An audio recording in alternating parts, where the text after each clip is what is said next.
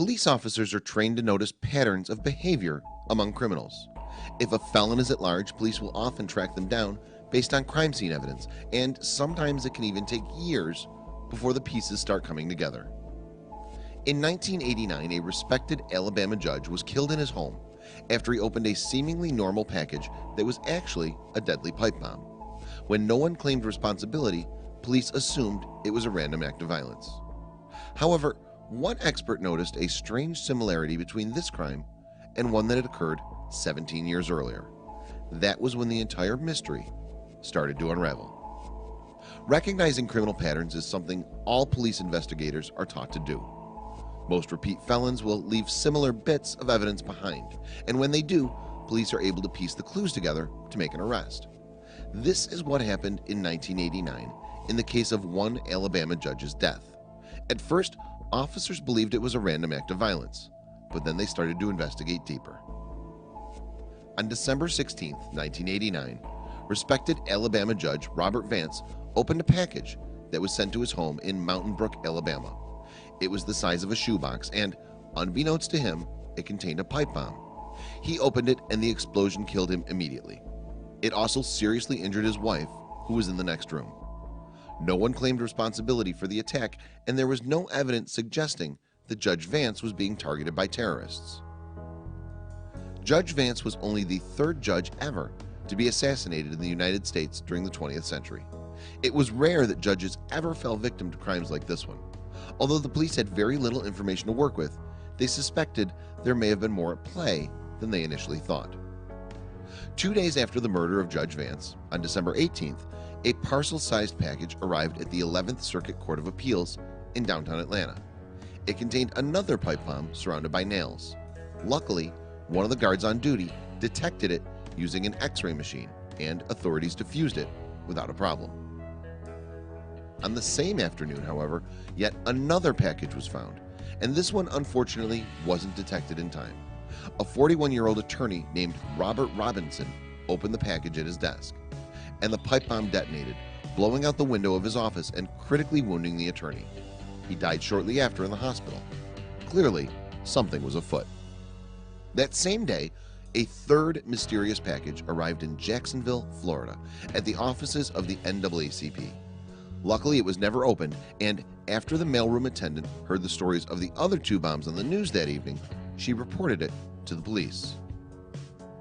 Police suspected the packages may have come from Colombian cartels, since Judge Vance was heavily involved with numerous drug cases. Similarly, on the day that Robinson died, he was supposed to attend a community event on drug abuse. However, Miami's Drug Enforcement Administration dismissed the accusation because it didn't fit the pattern of cartels in the past. Police investigators then started exploring the possibility that the assassinations were politically motivated. Judge Vance had been active with the civil rights movement and was even chairman of the Alabama Democrats, which had included African Americans in the state delegation for the first time ever. Robinson also had strong ties to the NAACP and had fought for years to abolish segregation in schools in Savannah, Georgia, in the 11th Circuit Court of Appeals. He spent a majority of his time helping the poorest neighborhoods in the city. The political ties between Judge Vance, Robinson, the NAACP, and the 11th Circuit Court of Appeals led investigators to believe that a white supremacist was possibly behind the deadly packages. A white supremacy group had even mailed a letter to a Mississippi television station threatening the 11th Circuit a few months earlier. An expert who defused one of the undetonated bombs quickly debunked the white supremacy theory. He noticed the bombs had a unique design with 4 welded rods. He approached the Bureau of Alcohol, Tobacco, Firearms, and Explosives and told them he had seen this exact design 17 years earlier. Back in 1972, a Georgia resident named Walter Leroy Moody Jr. nearly killed his first wife with a similarly made explosive device that accidentally went off in his home. The intended target was supposed to be a car dealer who repossessed Moody's vehicle. Moody was sent to prison for 4 years for the explosive accident. When he was finally released, he attempted to have his conviction expunged by mounting an appeal to the courts. In August of 1989, only a few months before the murders of Judge Vance and Robert Robinson, the 11th Court rejected his appeal. Moody's next plan of action was to convince 2 women, Julie Lynn West and her mother, Susan Ekstrom, to tell police that the explosive had been placed in his home by someone else. Instead, Lynn West approached the police with crucial evidence. Lynn West possessed multiple audio and video recordings of meetings she had with Moody. Investigators also found that Moody's girlfriend, a woman named Susan McBride, assisted Moody by supplying him with the necessary packaging and postal materials. Things were starting to rapidly take shape. When police raided Moody's home in Rex, Georgia, they found even more evidence tying Moody to the killings, and on November 7, 1990, he was indicted for the murders of Judge Vance and Robinson. The police finally got their man.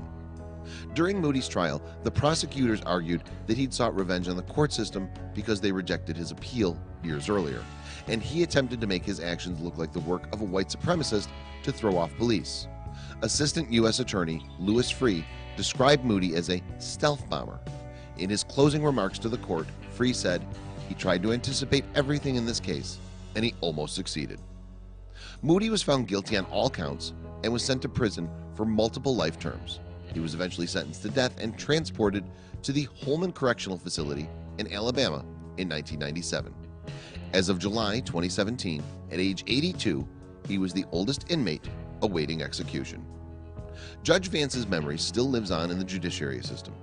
In 1990, a federal building and courthouse in Birmingham, Alabama was renamed Robert S. Vance Federal Building and United States Courthouse.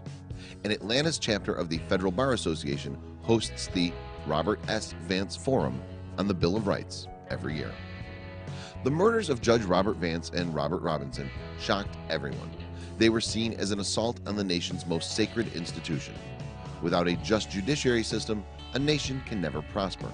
And without admirable judges like Robert Vance, neither will its people. The fact the police were skilled enough to put together clues that are decades old to catch criminals is incredible. Moody would have surely gotten away with his crimes if it wasn't for their hard work. Share this intriguing mystery with your friends.